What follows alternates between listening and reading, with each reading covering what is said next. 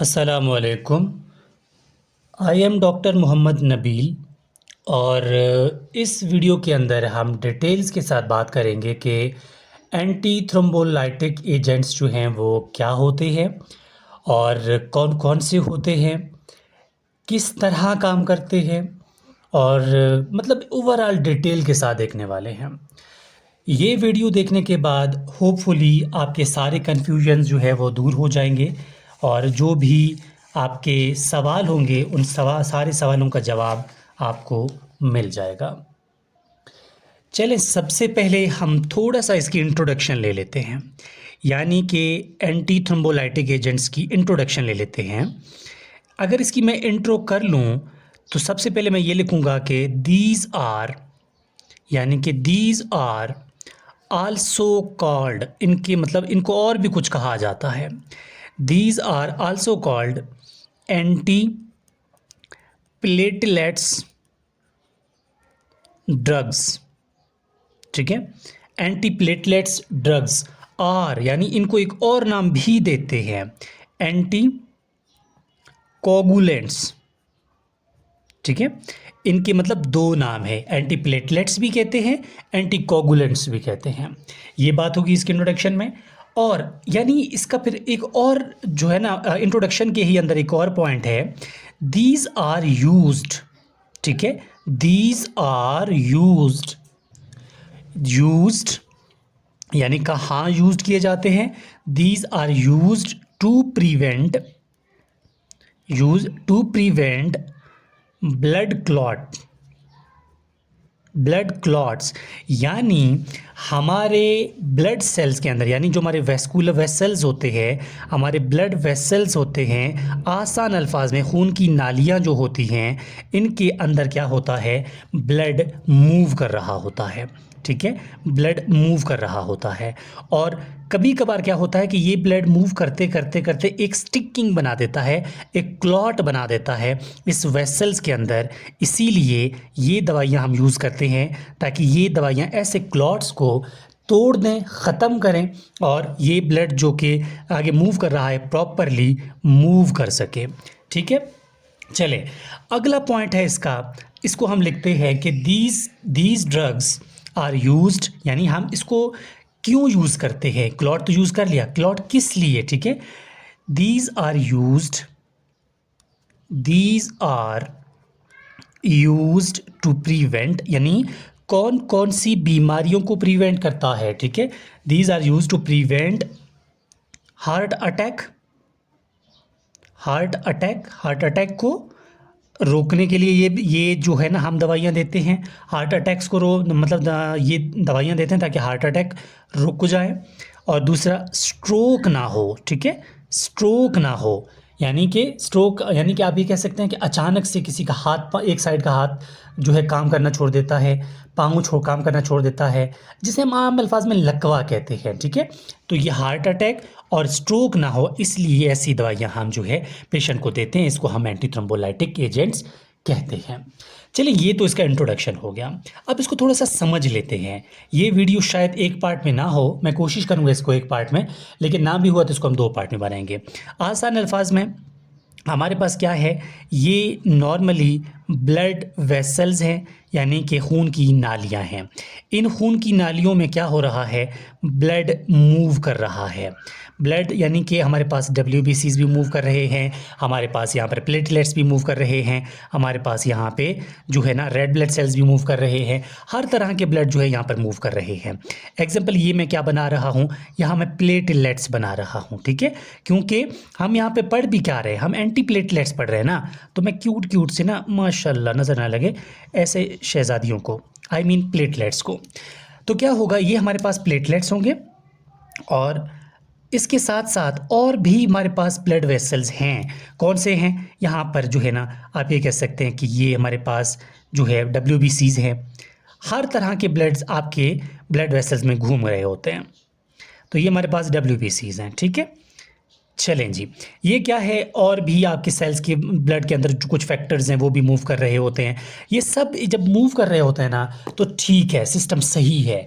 अगर इन्हीं चीज़ में कोई रुकावट हो, यानी यहाँ पर कोई रुकावट हो, यानी कोई क्लॉट बने, उसी क्लॉट को ख़त्म करने के लिए, उसी रुकावट को ख़त्म करने के लिए हम ये दवाइयाँ दे रहे हैं।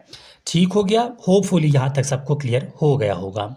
अब हम पढ़ लेते हैं कुछ और, जिसमें हम अभी आगे जो है ना, आपका कॉन्सेप्ट बनाने से पहले थोड़ा सा मैं आपको बता दूं, मैंने ये डायग्राम इसलिए बनाया, देखिए नॉर्मली प्लेटलेट्स तो मूव कर रहे हैं जी, बिल्कुल नॉर्मल प्लेटलेट्स, जो प्लेटलेट्स हैं मूव कर रहे हैं। लेकिन अब प्लेटलेट्स को समझने से पहले आपने थोड़ा सा एक बात याद रखना है। देखो, अगर कोई भी इंजरी हो जाए, इंजरी का मतलब ये है, कोई भी आप ये देख रहे हो कि एक्सीडेंट हो जाता है, हाथ हमारा कट जाता है, तो कुछ टाइम के बाद आप इसको रोकते हैं, रोकने के बाद वहाँ पर एक क्लॉट बन जाता है, ठीक है। तो ये क्लॉट जो है प्लेटलेट्स का काम होता है। तो मेरा सवाल ये है कि ये नॉर्मली जो प्लेटलेट्स मूव कर रहे हैं इस ब्लड वेसल्स के, जैसे अंदर मैंने समझा दिया, या अभी जो इस टाइम मेरे हाथ के अंदर ब्लड वेसल्स में प्लेटलेट्स हैं, वो यहाँ अंदर क्यों क्लॉट नहीं हो रहे, ठीक है। वो इसलिए नहीं हो रहे क्योंकि ये जो प्लेटलेट्स को ना हम थोड़ा सा बाहर लाते हैं, इसको हम डिटेल से पढ़ लेते हैं। अब क्या होता है कि ये प्लेटलेट्स जो है, हर प्लेटलेट्स के अंदर कुछ ना कुछ एक स्पेशल चीज़ होती है, ठीक है। हर प्लेटलेट्स के अंदर कुछ ना कुछ एक स्पेशल चीज़ होती है। इस स्पेशल चीज़ को नाम देते हैं, उस स्पेशल चीज़ को नाम देते हैं ग्लाइकोप्रोटीन, ठीक है। Glycoprotein 2B and 3A receptor. इसको दोबारा प्रोनाउंस कीजिएगा, समझ आ जाएगा। Glycoprotein 2B and 3A receptor. ये रिसेप्टर का क्या काम है, इस रिसेप्टर के अंदर ना बहुत जेली टाइप चीज़ें होती हैं। यानी अगर प्लेटलेट्स ऊपर से कवर है तभी तो ये रिसेप्टर एक्सपोज नहीं है। एक्सपोज का मतलब जाहिर नहीं है, क्योंकि ये तो अंदर छुपा हुआ है ना। अगर ये इंजर्ड होगा, इंजर्ड का मतलब कोई ट्रॉमा हुआ, कोई भी जो है ना हाथ वगैरह इंजर्ड हुआ, कोई नुकसान हुआ, चोट लगी, फिर क्या होगा, ये प्लेटलेट्स बाहर आना स्टार्ट हो जाएंगे। जब ये बाहर आना स्टार्ट हो जाएंगे तो ये भी तो टूट जाएगा ना। तो ये रिसेप्टर क्या है, एक्सपोज हो जाएगा। एक्सपोज का मतलब निकलना, जाहिर होना स्टार्ट हो जाएगा। जब ये जाहिर हो जाएगा तो इसकी एक प्रॉपर्टी जो मैंने बताई थी, क्या काम है, चिपकने का काम करता है। ये रिसेप्टर चिपकने का काम करता है। जैसे ही एक्सपोज हुआ तो इसके रिजल्ट में 3 चीज़ें हमें मिलती हैं, ठीक है। 3 चीज़ें हमें मिलती हैं। तीनों चीज़ों में पहले जो है हमें मिलेगा थ्रोम्बोक्सिन, आपको और करना है, ठीक है। Thromboxane A2, thromboxane A2। दूसरा है हमारे पास एडिनोसिन डाइफॉस्फेट, ठीक है, एडिनोसिन डाइफॉस्फेट। और तीसरी चीज़ है ठीक है, थ्रोम्बिन। जैसे ही चोट हुआ, जैसे ही चोट लगेगा ना, तो ये जाहिर होना स्टार्ट हो जाएगा। जैसे ही ये चिपकने वाली चीज़ जाहिर होना स्टार्ट हो गई ना, तो उसके रिजल्ट में ये 3 चीज़ें एक्टिवेट होती हैं। और ये एक्टिवेट करने का मकसद ही इसका यही है कि भाई क्लॉट बनाओ, कुछ भी है क्लॉट बनाओ, ठीक है। जैसे ही देखो, दोबारा समझ लेते हैं ताकि आपके लिए आसानी हो जाए। देखो, नॉर्मली जो हमारे छोटे बहन भाई है ना, प्लेटलेट साहब है ना, प्लेटलेट साहब घूम रहा है, कोई टेंशन नहीं है, खुश है। जैसे ही यहाँ पर कोई इंजरी हुआ, चोट हुआ, तो क्या होगा, प्लेटलेट्स भी तो रप्चर हो जाएगा। रप्चर होने की वजह से जो इसके अंदर की जो चीज़ थी, ग्लाइकोप्रोटीन रिसेप्टर, ये भी बाहर आना स्टार्ट हो जाएगा। जब ये बाहर आना स्टार्ट हो जाएगा तो उसके रिजल्ट में क्या होगा, ये तीनों भी एक्टिवेट होंगे। ये कहाँ, ये सेल के अंदर होते हैं।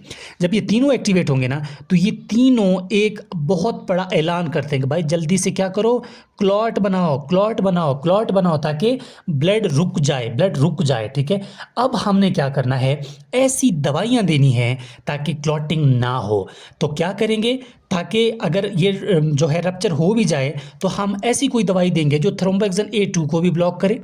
हम ऐसी दवाई की देंगे जो एडिनोसिन डाइफॉस्फेट को भी ब्लॉक करे। हम ऐसी दवाई भी देंगे जो थ्रोम्बिन को भी ब्लॉक करे, ताकि क्लॉट बने ही ना। हमारा मकसद यही है, ठीक है। तो अभी हमने 1 बाय 1 इसको पढ़ना है। फिर इसको पढ़ना है, फिर इसको पढ़ना है, ताकि हमें पता चले कि इनको ब्लॉक किस तरह करना है। यहाँ तक मैं वीडियो को बंद कर रहा हूँ। पार्ट 2 में मैं बताऊँगा कि इनके अंदर कौन सी मेडिसिन आती हैं और किस तरह काम करती हैं, इसके अंदर कौन से काम आती, कौन सी चीज़ें, इसके अंदर कौन सी चीज़ें हैं, या फिर इसे रिसेप्टर को जो चिपकती हुई चीज़ है उसको हम एक्सपोज ही ना होने दें। ठीक है, ये चीज़ें मैं नेक्स्ट वीडियो में बताता हूँ। यहाँ तक होपफुली समझ आ गया होगा। बस दुआओं में याद रखना है, इंशाल्लाह आपको बहुत मज़े से समझ आ जाएगा।